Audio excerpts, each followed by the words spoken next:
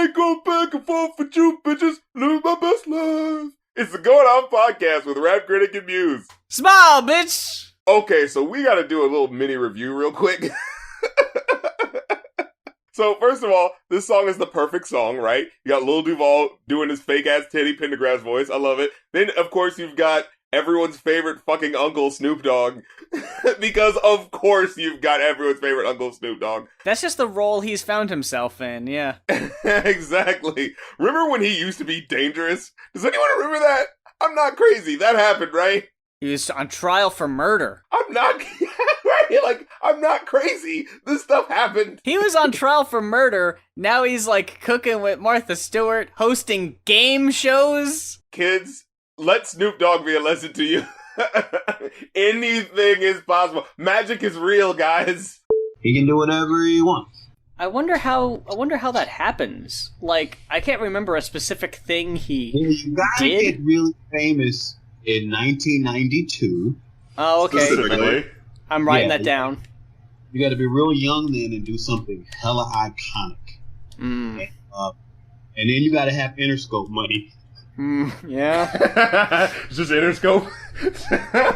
You gotta be involved in or adjacent to the most legendary rap shit ever for 20 years. Yeah. Whatever you want. And you also have to manage to stay alive during all that and not go to jail. That's the tricky part, yeah. He almost did not do. Yeah. You got dangerously close. So the song's going perfectly, and then just the name Ball Greasy just makes you stop. Because you're like, I know it's not going to be good. Your name is Ball Greasy. If you didn't put that much thought into your name, what else can I expect from you, homie? I'll say his name actually gives him too much credit. Because you hear Ball It makes Greasy, him too interesting. That's exactly it. Because you hear in the song, Lil Duval, you know he's a comedy Instagram type dude. He's making a song called Smile Bitch. Snoop Dogg's on it. We're having a good time. And then you just have Ball Greasy and you're like, okay, what could this guy possibly bring? And it's the most generic fucking verse. Like, what the fuck is this doing here? Was this a favor to someone? Did you just need to fill out the song? And I'm not saying, like, it's competent, I guess, but it's like, we were supposed to be having fun. Why are you just saying, oh, we finna get another bag this year. My ex-bitch, you can have that there. This year, bad vibes cut off. More trips. No new chicks with no draws. Like, it's just generic shit, I mean, he says he's on iTunes, Apple Music, so if he's got an album out. As long as my rent getting paid, I could care less what a bitch think. So if you want to listen to Bay Day, you can check out Ball Greasy's iTunes. Because he's got more where that came from. Wherever that was. I go back and forth with you bitches. Oh my god, Future. Going back to Future, yo. Future, in that clip where Future goes, I go back and forth with you. He is so, like, the way he's posing, he's like so confident. Like, yo, this is the illest vocals you have ever heard today. Oh, yeah. Like, he sounds like an old man being strangled at the end. but I know that's like, you can tell that's exactly what he sounds like when he records in the booth. Like, And then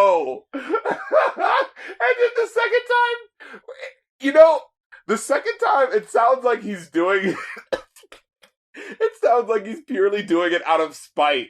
Like, he knew the first one sounded bad, but he didn't fucking care. Because it's just like, go back and forth with you bitches, live my best life. And you hear a little like, hey, go back and forth with you. Like, he sounds more belligerent about it. Like, you didn't like it, so fuck you, I'm doing it again. And then, I don't understand how this challenge works. Is the challenge just like, we're just showing how rich we are? Is that what the challenge is? Is that a challenge? Is that a thing? Is it an actual, like... I saw Lil Boosie did it, and he was like, okay. He was showing off a golden toilet, he was showing off the shower head that lights up, it's just like, oh yeah, I'm living my best, look how nice my life is, what I'm saying? Uh-huh. And so I'm like, okay, I'm with that, but the thing is, like, the things Future did were just like so like relatively unremarkable. Like, I mean, okay, he has just a bottle of champagne, and he just Pour that out. slightly pours it out. And the first one, like, what was he even doing? Was he like at an airport or something? And then what I love is the variation at the end, the Thelonious Monk remix, if you will. Where as you see him trying to figure out which key would fit with the note that he's trying to sing, and then he just goes, "Fuck it, I'm gonna go back and forth." And then he just goes,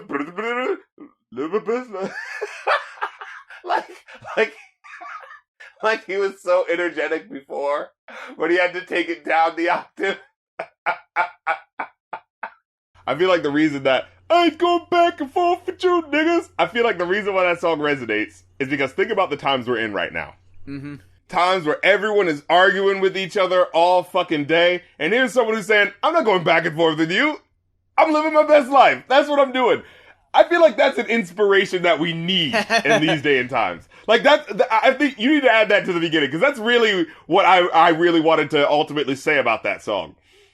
Because I feel like it's really doing that. It's just giving you that energy of just like, dude, what do you need to argue for? Live your best life. You know, and if you think it's wrong, you got to admit, it's a new type of song. Do what you like. Da-da-da-da. Hey, you have to work that shit in there. This week on the Going Off podcast, we have 2 album reviews, and we're going to start with a Patreon requested album review, requested by 2 Scoops XD. It's Carnival Volume 2, Memoirs of an Immigrant by Wyclef Jean from 2007. And if there's an album that you would like to request us talk about on the Going Off podcast, it is as simple as a one-time pledge to patreon.com/rapcritic or patreon.com/muse. Did this come as a surprise to you to see a Wyclef Jean album coming down our feed, coming down the pike to be talked about on the show? Because he's not exactly interesting.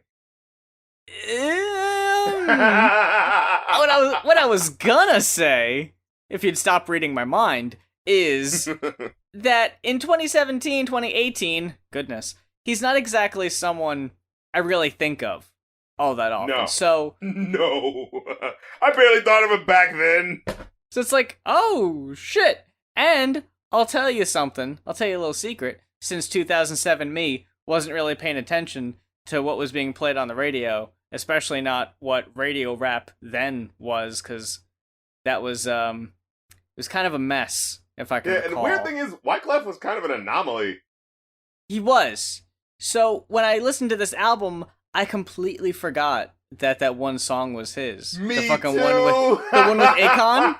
I was like, yeah. Oh shit! Like I completely forgot that song, but immediately I was like, oh yeah, I forgot this is Wyclef Jean, because the only parts I remember are fucking Akon. The parts that aren't him, because he's not that great. Like, what is he even saying in this song? Like, his verse here is indicative of of like the entire album. It just, like, he doesn't have a full melody, he cuts himself off, and certain things don't, like, it feels like he's working out, like, 8 different, melody lines, but he's doing them one after the other, you know what I mean? What this album reminded me of, and both albums are actually fucking chock full of features, this album reminded me of that album Santana put out in the late 90s. You know what I'm talking about? Yeah, like, he was trying to make his own, where it's like, hey, yeah, it's music by me, but every single song has a fucking big name in the 90s that you recognize, like,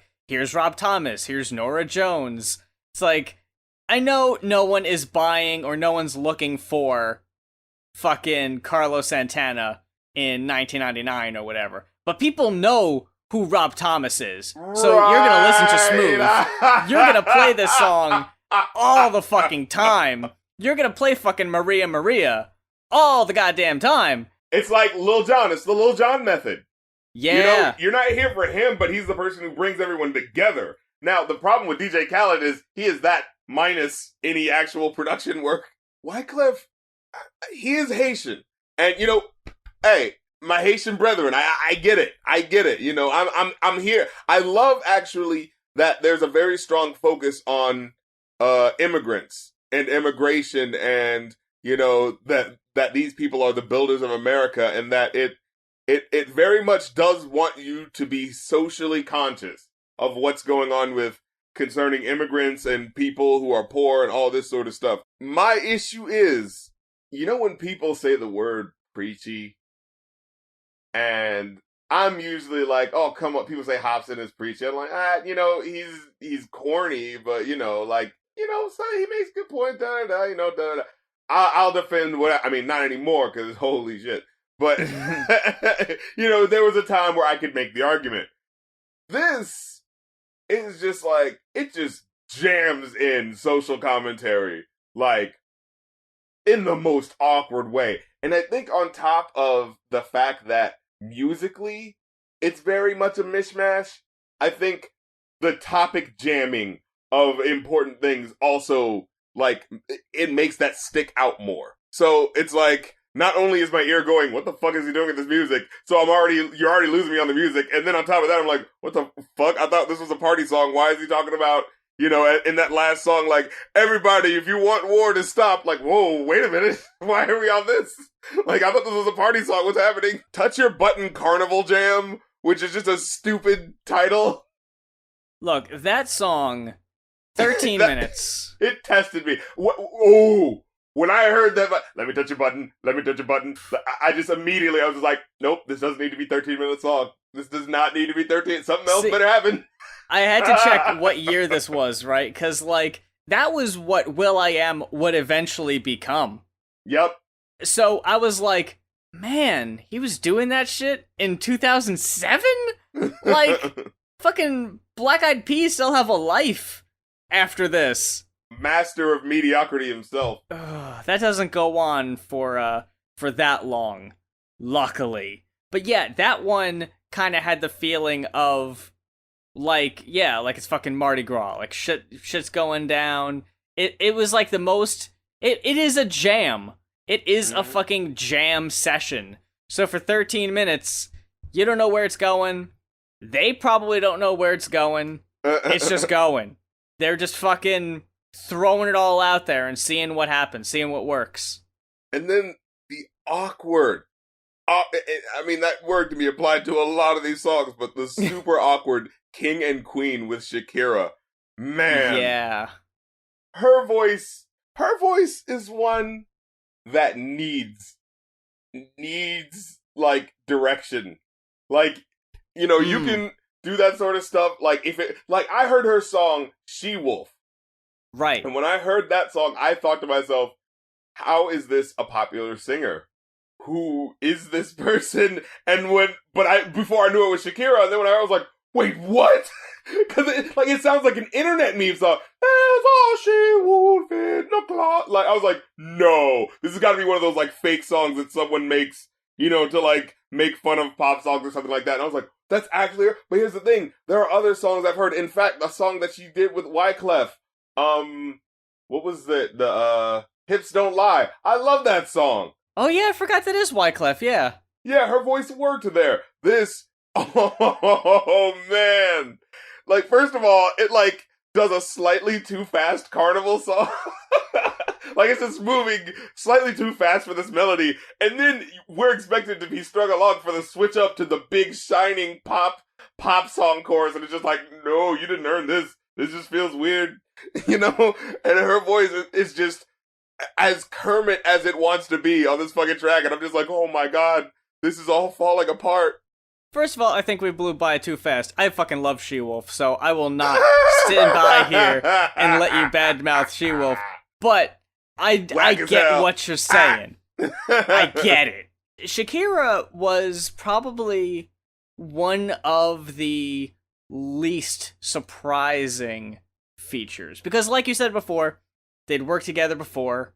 Surge on Riot. Can I just talk about my boy? My main man, Serge Tankian. 2007 homie was a different time. for Surge. It was in that weird window because it was Didn't he have after a solo career?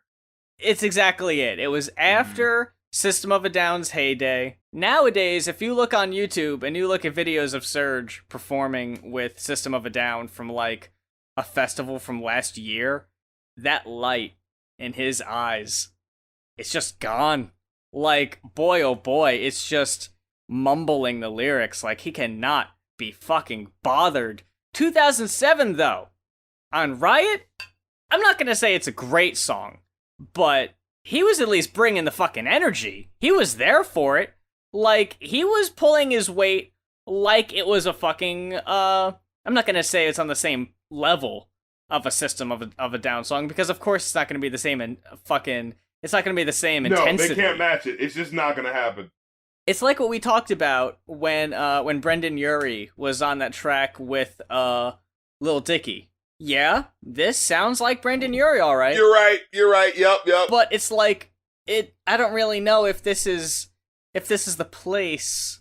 It's not the time, but I will say it's probably the strongest song they could have picked for an intro track besides the next one.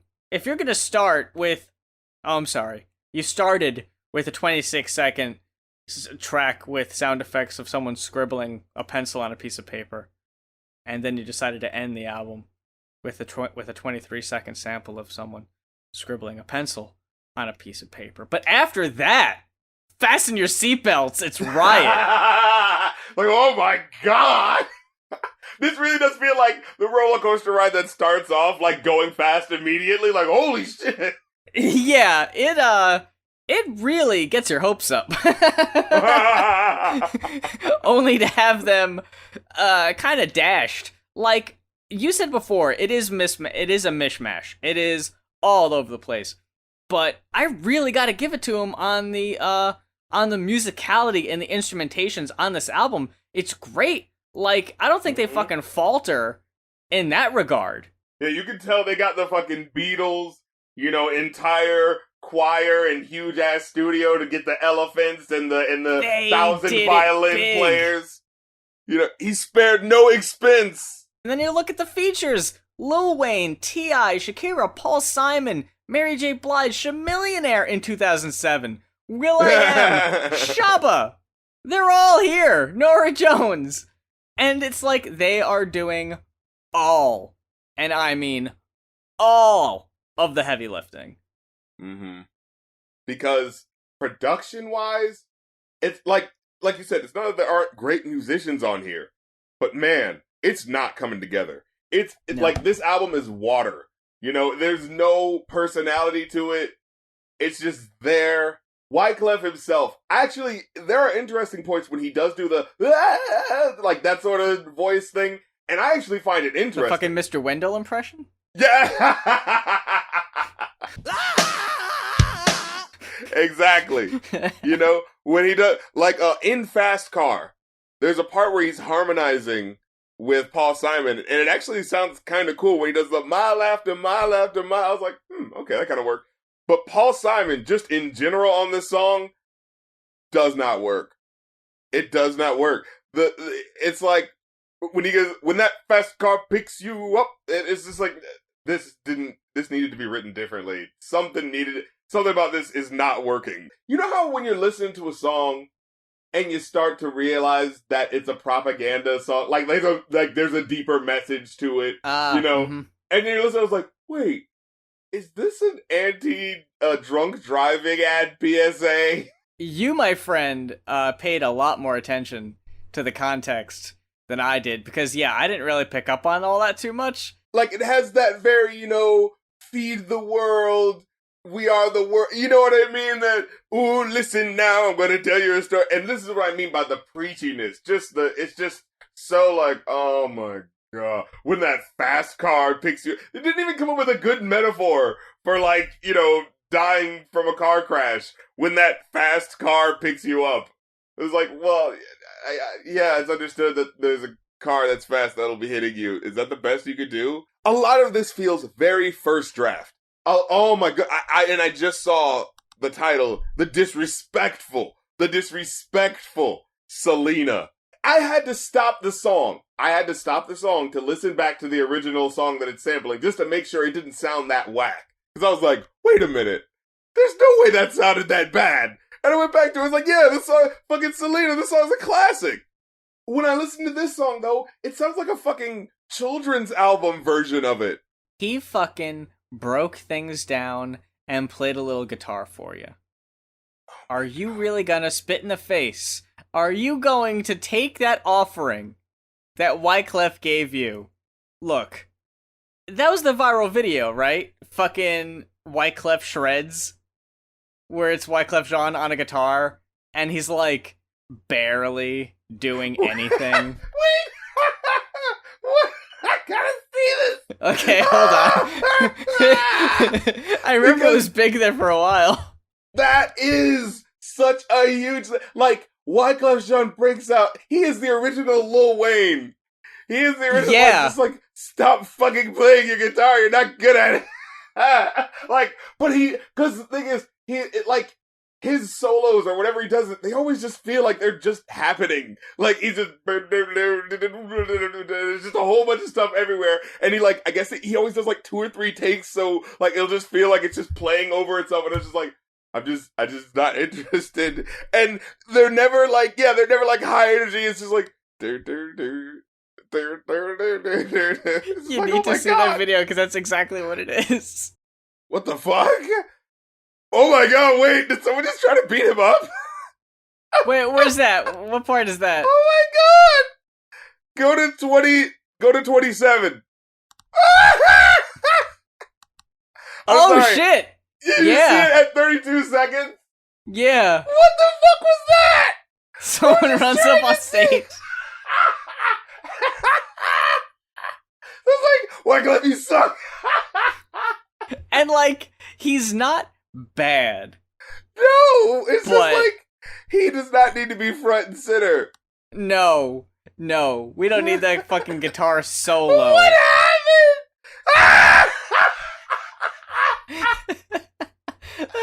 Oh my god. What the fuck? Fuck the whole guitar solo. Fuck, because, it's not bad. It's just like mediocre, just like him as a rapper. Like his entire career is just mediocrity. Like, straight up and down, his career is why you cannot deny the existence of sexism. Wanna know why? No pause, man. Let me tell you why. Wyclef Jean and Praz both had careers that spanned for years, and they are both underwhelming, mediocre motherfuckers. Excuse me, let's say that again. They are both underwhelming, mediocre motherfuckers. Meanwhile, Lauryn Hill's ass was fucking incredible. She carried that goddamn group on her back, because you could not lie. The production on Fuji album, it was a little water, but Lauryn Hill made that shit pop. And fucking, they're allowed to have careers, and they went on to do their thing. Meanwhile, Lauryn Hill, where the fuck you at?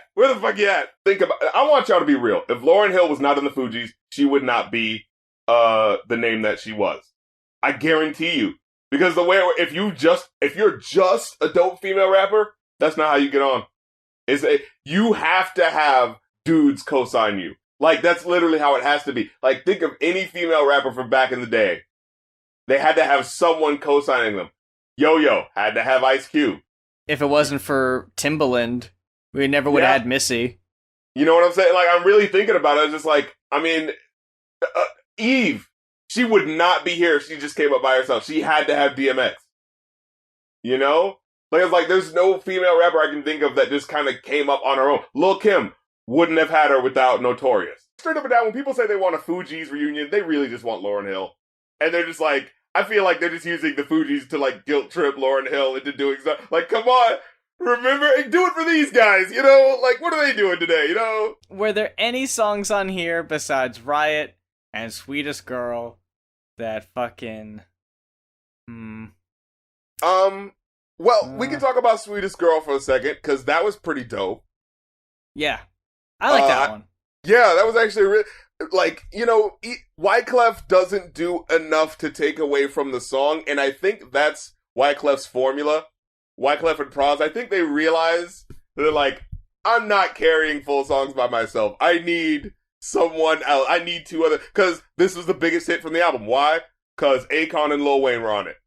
You know? And if you listen, you know how BET would, you know, cut the song in like a minute and a half in? This is perfect for that. Because you know you couldn't hear that first verse. You came to hear Akon. Yeah. Mm-hmm. You know? What the fuck was he talking about? She used to be the girl that did the hula hoop around the gym. What? Yeah. What are you talking about? High school, she was the girl that made me do the hula hoop around the gym. What? Just to get a peek again, she's a 10. He did the hula hoop. He did the hula hoop around the gym.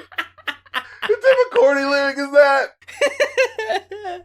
Oh, fuck. And then he says, never thought that she would come and work for the president, Mr. George Washington. Where my money at? Yeah. There's like 8 different choruses going on here.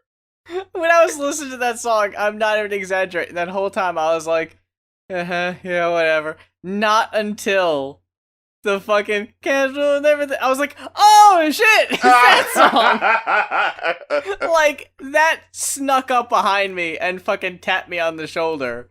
I was like, hey, check it, it's 2007 nostalgia. Because up until that point, I didn't know what the fuck that was. Oh my god, I just thought about, this is basically an Akon song. He didn't even do the fucking chorus. No. Oh my god. You fucking, oh, I hate when motherfuckers do this shit.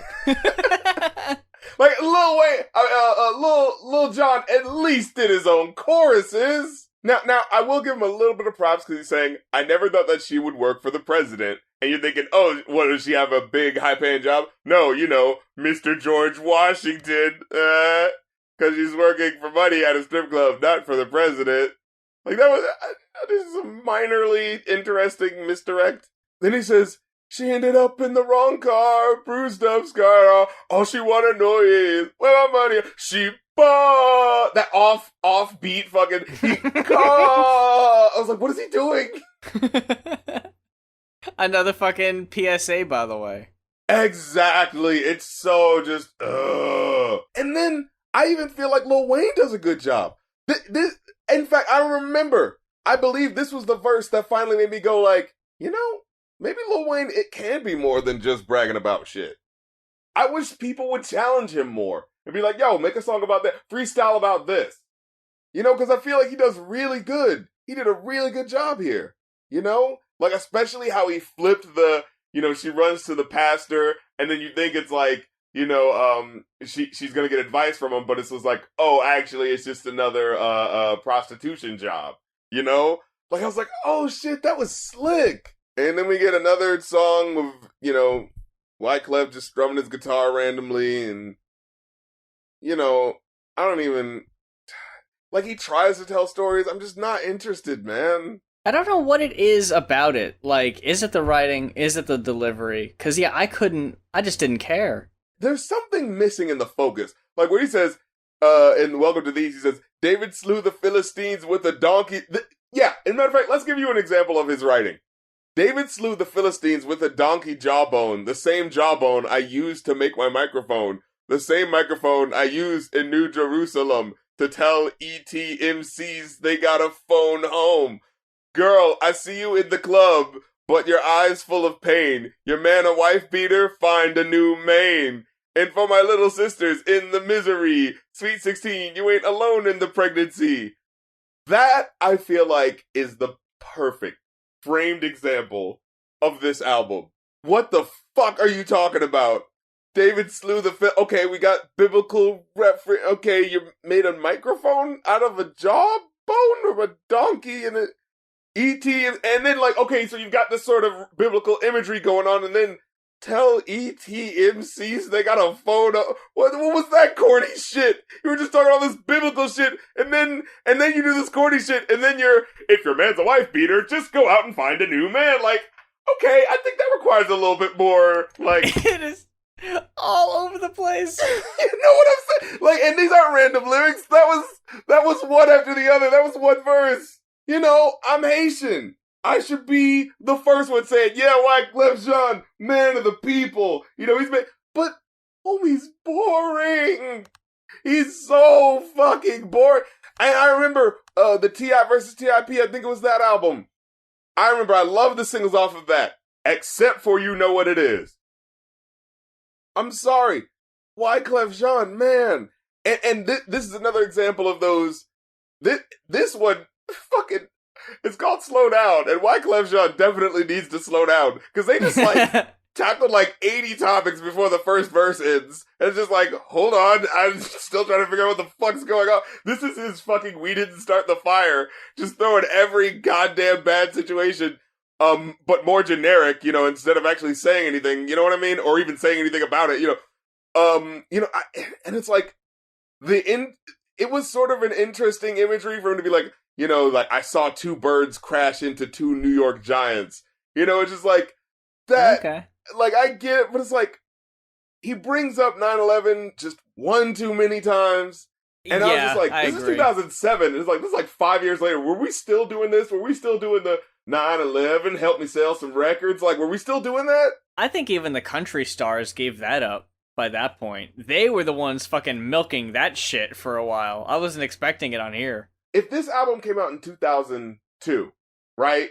And what the album was about was saying, hey, we know that, there's xenophobia in this country, but we're holding hands with immigrants anyway because, we can get through the evil in the world and still be good people. The evil coming from anyone, I can feel that, but this just feels like a mishmash. Speaking of which, Hollywood meets Bollywood. Chameleon had a good verse, right? And again, this song feels like it's about the song literally is called Hollywood Meets Bollywood, in parentheses, immigration. Why did you just call the song? Well, here's the thing, because it's like, it's using the aesthetic of Hollywood, of the Bollywood, music, that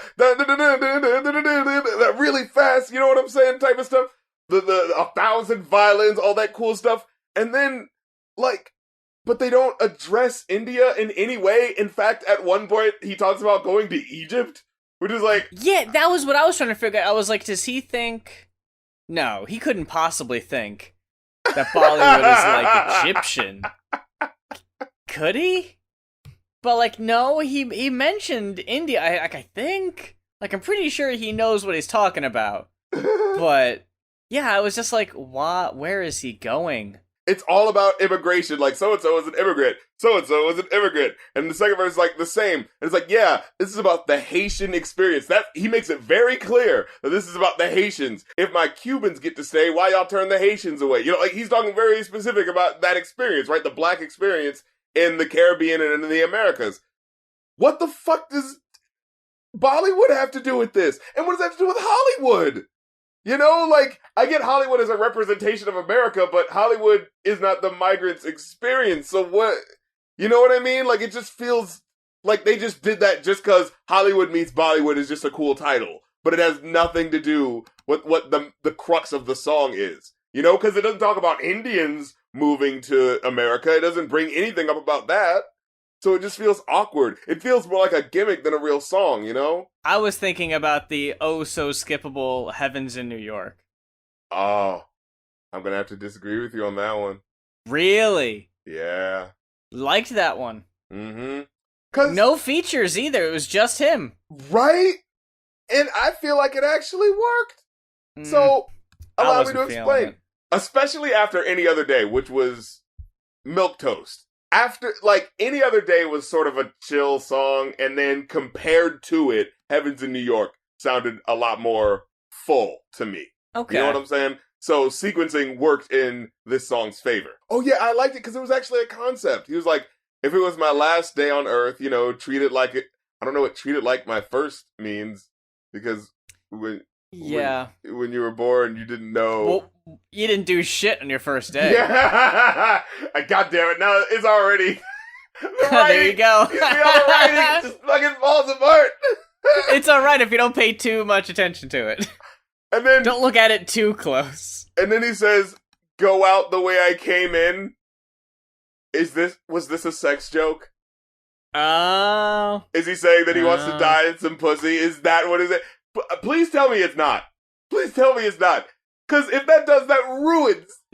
Yeah, that would be terrifying and traumatic for whoever he's engaging with at that moment. This is gonna ruin their whole fucking life, Wyclef. Like, Just so what? You can go out on a high note? Fuck you. I'm If that's praying the case. so hard that this is not what he meant. Ah, god damn it. This is my favorite song on the album, and as I'm looking at the lyrics, it's just, See, so this song is like, what would I do if I had the last day on Earth? And it's like, oh man, that is a very pensive topic. You got to think about like, and it gets you thinking like, man, am I wasting my days? You know what I'm saying? You think about How that. are you gonna spend that last time on Earth? Yeah. What are you gonna do? And he says, first thing I do is go back in time, take the Twin Towers, put them back in the skyline. Okay, I didn't think we had time travel powers for the last day on Earth. Because if I... Say it. If you have fucking time travel powers on the last day on Earth, then it's not your last day on Earth, goddammit! If it was your last day on Earth and you've traveled back to 2001, you've got 6 more years! The hell are you talking about? What did we say? And like, There's rules to this shit, and one of them is not wishing for more wishes. It's against the rules, Wyclef. Like, what the fuck? And the thing is, like, even if you were to say, like, hey, he's just saying, that would be one of the things he would do, and then, like, that would be, like, a special power. But it's just like, But he can't! Why do you get special powers? Just because you're dying, you get special powers? Fuck you. That's not how it works. Yeah, like, what? Like, if it was my last day on Earth, I would stop the war between the Palestinians and the Israelites. Yeah, I mean, sure. Of course, we all would.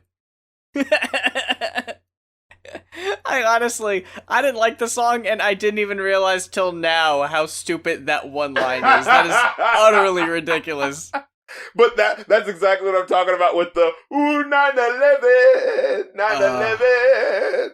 I like the idea of him going like, man, it's not the end, and I'm gonna go on to see my family. That's sort of like a sweet sentiment, Then you have the, then, what was the one part where I actually kind of like, he says, pick my homies up, hit the gentleman club, after that, hit a pub, reminisce on the high school days. Man, I sucked as a quarterback. I remember getting sacked. I almost broke my back. Now, that sounds like a non sequitur, but it's kind of like, that's kind of cute, Like, to be like, your last day on Earth, think you'd be having these these heavy thoughts on your head, and all he's thinking about is, remember in high school when I sucked as a quarterback? I like that. I like that. That's pretty cool. Yeah, that feels like a very sweet moment.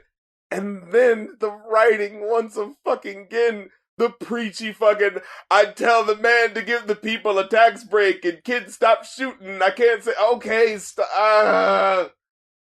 come on. I thought this was supposed to be personal. Not if I became God for a day. That's 2 different songs. You can't do Bruce Almighty and Heaven Can Wait. You know what I mean? That's not last day shit either, because that stuff takes time. Also, like, all these things you're talking about, fucking changing policy or whatever. And then he says, I can't take the money with me, and you're thinking, oh, he just talked about, kids shooting in hallways. Maybe he's saying he's going to give the money to charity. No, The very next lyric, I can't take the money with me, so I caught a movie, favorite actress, Angelina Jolie. Ooh. What the fuck is going on? That got such a fucking groan for me.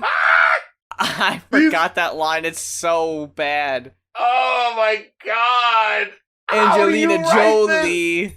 How do you write this? Oh, the fucking, like, this motherfucker took the rhyming dictionary and he did not go past the 1-syllable part. Like, yeah. Oh my god, like, he rhymes words that are just, like, if you rhyme park and dark, that's fine. But Angelina Jolie, find something with the Oli part, not caught a movie. Like, it just hurts. Every fucking time he rhymes, it hurts. And then he says, wait, what else does he say? God damn it, this is my favorite song, and I'm pulling it apart the most. You're welcome. What does he say? He says, first thing I do is go back in time. Oh, yeah. Then he says the fucking Twin Towers. But then after that, so, oh my god, it's back to back with these shitty lyrics. It says, so after I pull off this fucking Dr. Manhattan superpower of going through time, then the next thing I do instead of like, solving world hunger, since I have this super fucking power, I would tell my girl 2 wrongs still don't make it right and make love for the last time under the candlelight. This was what I got from that when I heard it. That he was talking about, I would put the Twin Towers back, right? And then I would make it a point that the war we went to over it wasn't right either. Okay, but why would he be saying that specifically to his girl, though? Why would he not use this superpower? He needs to say it to someone. Yeah, he needs to say it to the fucking... He needs to get the CNN on that shit, man. You listen to this album, he has to preach it to someone. I mean, someone has to hear his wise words. He can go back in time and stop tragedies from happening. You mean to tell me you can't get a camera on him and be like, hey guys, I stopped a fucking tragedy from happening. And I'm about to die in a day, despite the fact that I have the superpower to go through fucking time? I guess it's draining my life force. I don't fucking know. Apparently I'm Donnie Darko with this fucking bitch, and I can stop fucking airplanes from doing shit, okay? This is what the fucking timeline... This is the way more interesting story than this music actually is. So I want to tell the world, hey, I made you guys avoid this tragedy and all the shitty music that's going to come with it, including mine, that's telling you to remember 9/11 so you can give us money. I've, helped you avoid that tragedy and the war that came along with it. Maybe don't attack each other anymore. That's a pretty cool thing. I saved a couple thousand lives. You know what I mean? Just for me, for the fact that I'm dying, don't start any more wars. And I think if people saw that, they would be like, well, first of all, I'd need footage. Why am I inventing this whole fucking story for Wyclef Jean? This is a fucking movie that needs to happen. We've gone so long. We need to put a fucking nail in this coffin. Yes. Darren, what would you give Carnival Volume 2, Memoirs of an Immigrant by Wyclef Jean? A 2. Because they're, like I said, Sweetest Girl, you can't tell me that one's not good. Between Riot and Sweetest Girl, I'm looking over the rest of the album.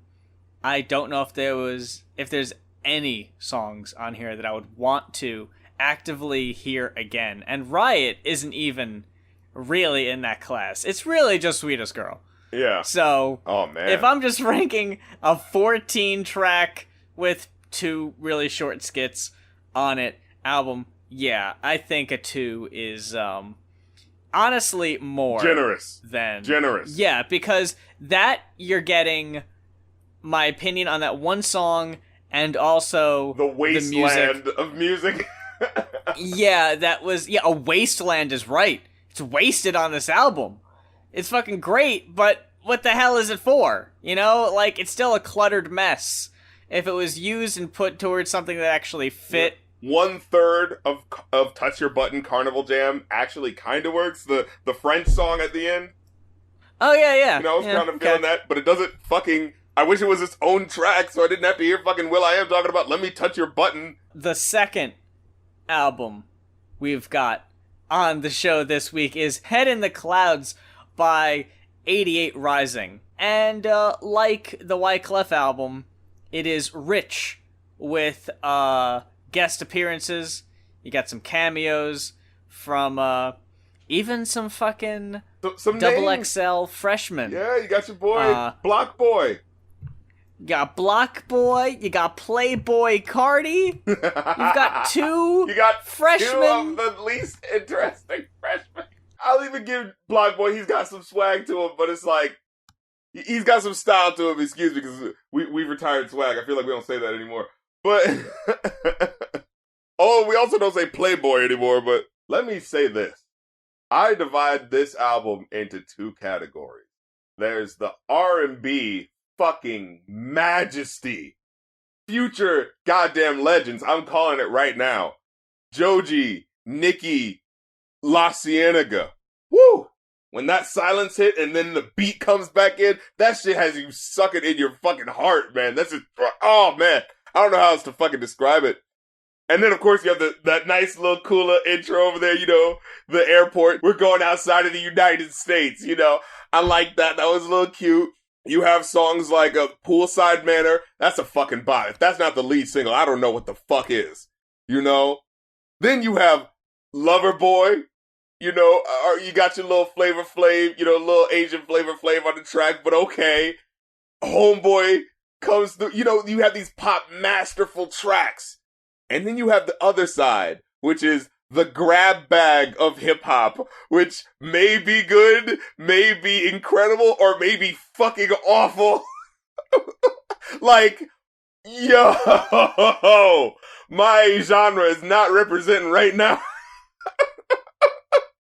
I was a much bigger fan of column A. And wanted none of column B.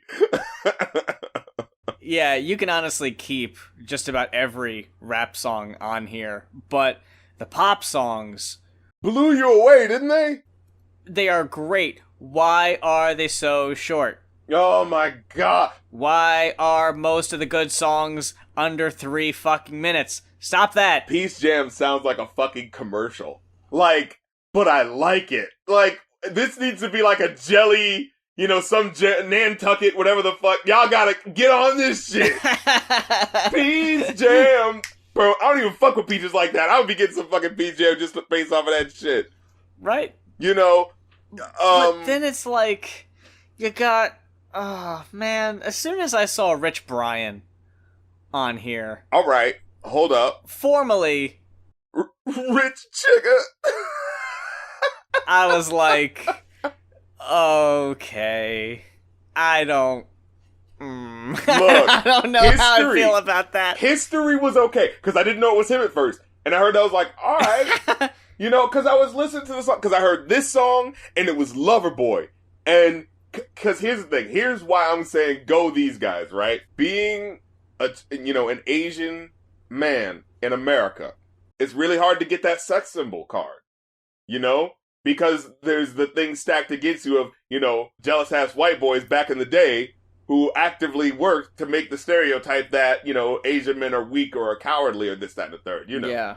When your boy comes in with Lover Boy, whew, that one verse where where you can tell it's just him talking, and I don't know what he's saying, but I know he's whispering some sweet nothings into his girlfriend's ear. I know it!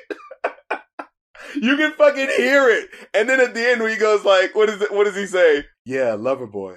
So, what about you? I was like, alright. Yo, you cannot tell me the panties didn't get wet at that. I'm just saying, look out for your boy. White boys, look out. Cause here comes fucking Lover Boy, yo.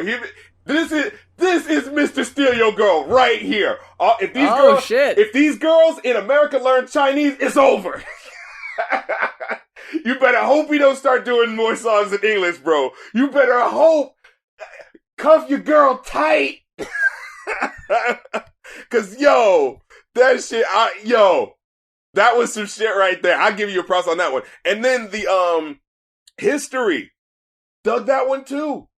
Like I said, I didn't know it was him because I was listening to the track, and you know, at first it kind of comes off like the typical, like, "Hey, girl, we got history, so let's have sex again." Da, da, da, da. You know what I mean? The typical, I don't want strings attached, but you know, like, but I still want sex with you. But then it didn't come off as just like a generic, this song's just for the groupie sort of thing. Nah, man, he was talking about like, you know, I remember how you like to cry when you laugh, when you off the booze. I moved on, but I still remember a thing or two. I was like, oh, okay.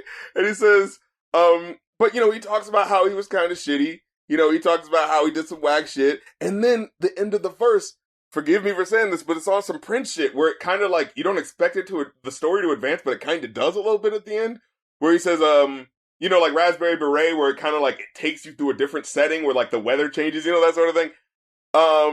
But in this song, like, he goes like, I didn't realize good ones exist in the world till I lost one. Eye for an eye makes the whole world go blind. Things I would give to feel your lips for the last time. Go and hang with your friends. I'll put this bullshit to an end. I rained on your parade, and I just wish you the best. I think it's time for me to bounce soon. I just wish I had someone to say I'm home to.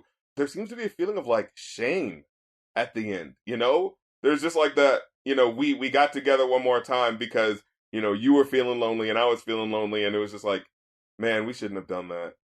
You know? And he's just like, I mean, and I'm still looking for someone, but yeah, you go your separate way. No, I know I fucked this up. I know I should. I was just like, holy shit. Like, yo, that was that was real for a second. You know what I'm saying? So I was like, I gotta give my props to that. Oh, now we gotta talk about some of the whack shit. Because, like, I hate to say it, but the best shit on this album still isn't that great. Like, I'm saying, like the pop songs I liked, you know, they're alright in the context, but they aren't my fucking new favorite, you know, really? Pop songs overall. No love. No. You didn't think of this as like, I thought of this album as Drake minus the things that make Drake Drake. This is what I thought. I because guess. you have the rapping lover boy stuff, and then you have the singing sort of, you know how he's been lately on the sort of like, you know, passion fruit songs like that. This is in that ilk. You know what I'm saying?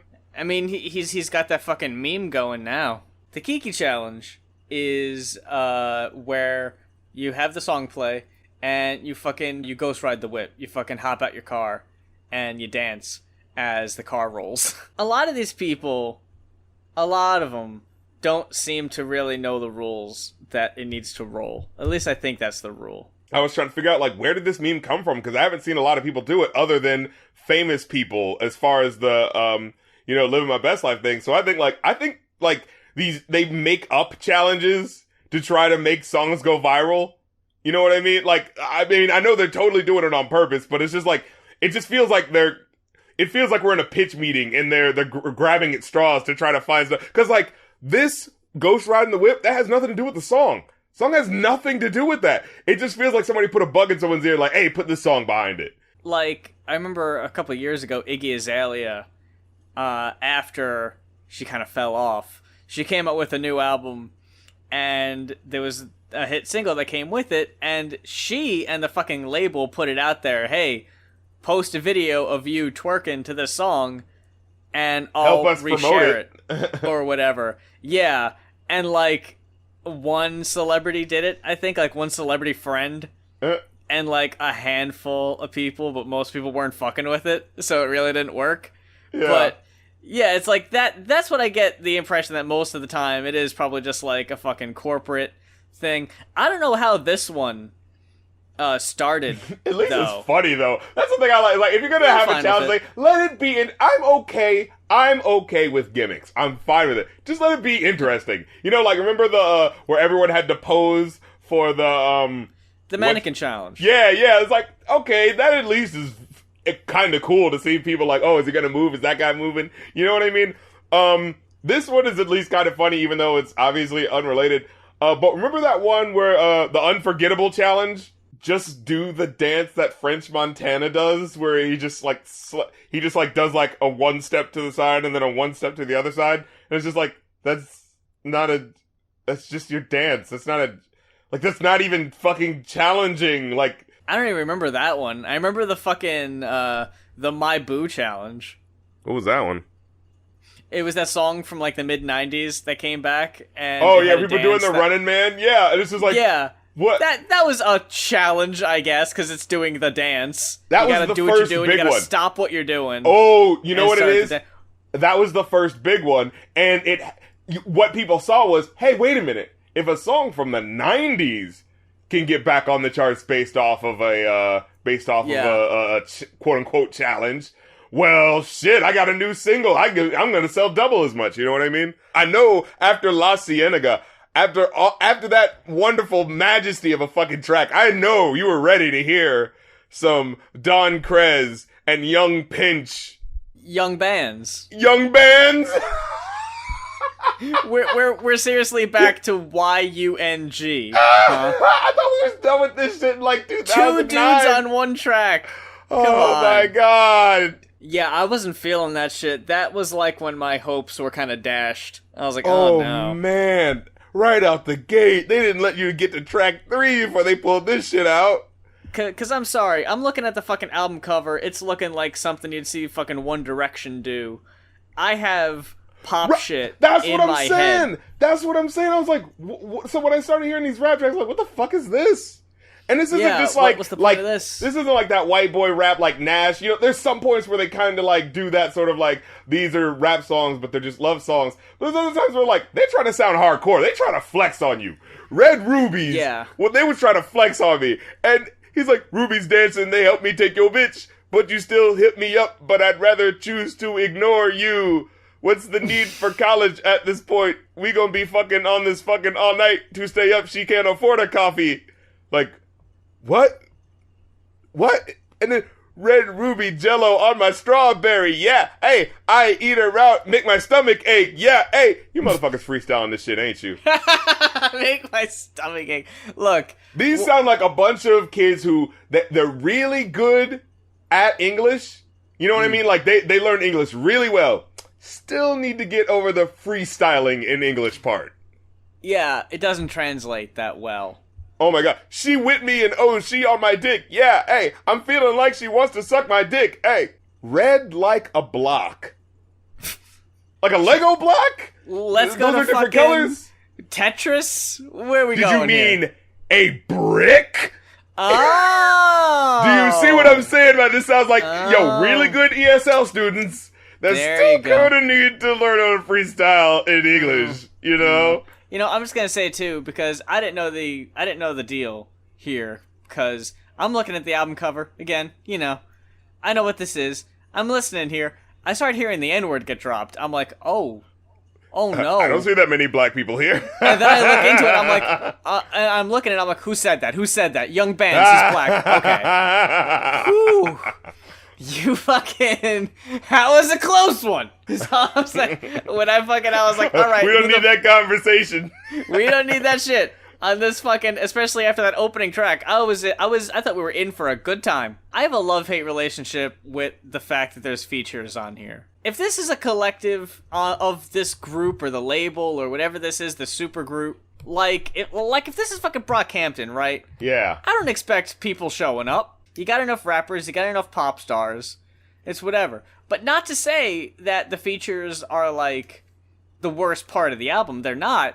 It's just that, like, I don't know why we need them. I like the idea of getting rappers from all over the world. Rappers from different countries. You know, you got one singer from Indonesia. You got one group from China. I'm going to get back to them in a second. So I like the idea of like, yeah, boom, let's show the people how global hip hop is. You know, let's start showing America that like this genre has moved beyond its boundaries, and this is the representation of that in sound. You know what I mean? At the same time, we're also seeing the ills of that genre being spread, and it's like some of these motherfuckers are just straight up whack. Some of these motherfuckers are not trying. This motherfucker says, I'm in the kitchen whipping French fries. You don't know what the fuck that means, and you know you don't know what the fuck. What the fuck? In the kitchen whipping. Get the fuck out of my face. And then Asian Lil Wayne. Oh my god, no. You need to stop real quick. You need to get that out of here. Gucci Magic City. No. This sounds like somebody's 40-year-old, you know, uncle who wanted to get in the studio and rap too. So he's like, yeah, Gucci, that's what the black people say now, right? No, get that out of here. Stop it. There's the Lover Boy. Like I said, I love that song. But Asian Flavor Flav in the intro, no.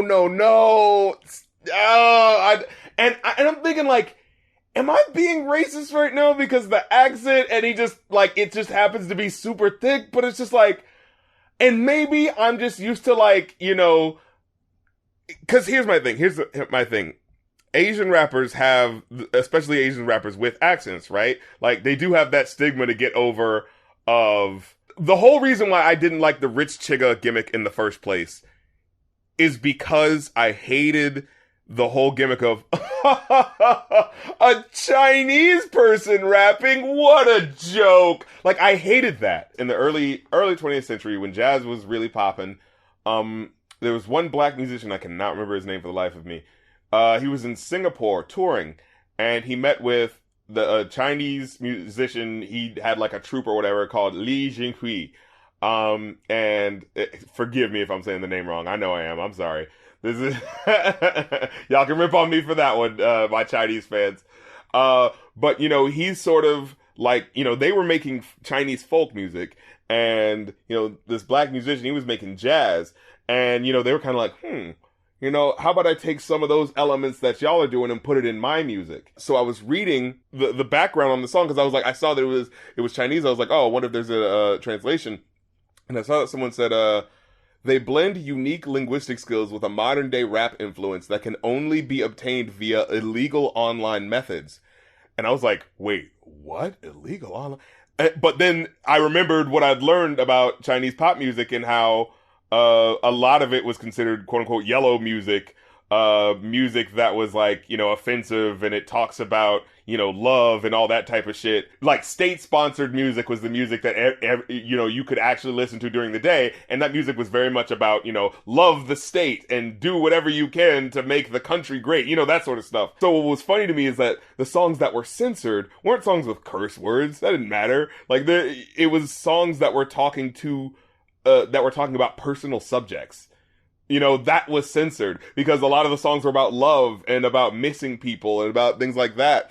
So I think it's actually, so like when I hear this, I hear that sort of through line of, oh my God, here's this Chinese rapper, who's talking about love. First of all, a Chinese rapper, holy shit, we got past pop, we're to rap now. You know what I mean? And he's talking about that topic that, like, as I've researched, I know was fucking, you weren't allowed to fucking talk about it. It's like, holy shit, this is so fucking, like, this is doing something bigger than I think people really are giving it credit for. They said, listening to rap music or music from outside of China is a bit difficult in China. We have less resources due to the Chinese firewall. The real famous artists you definitely hear about, but the less known ones, but still dope rappers are hard to hear about. Like they said, like, the more dope rappers, like, the guys, like, maybe they want to look up Eminem. Maybe they want to look up, Eminem's probably, but like, maybe they want to look up like Big Daddy Kane. Maybe they've heard about like KRS-One. Maybe they've heard about Master Ace, but like, they literally can't fucking, like, that's insane. Like, this awesome fucking music is not available to these people. Not because, well, in a different country, certain records don't, get shipped over there. No, we have the internet. This music could be available to anyone, but because people are keeping it from them. So I just want to say right now, this is me. Shout out to the Chinese artists, man. I'm fist bumping you through the glass right now. I know that shit is hard, man. Keep up your struggle. Cause I remember reading about this shit.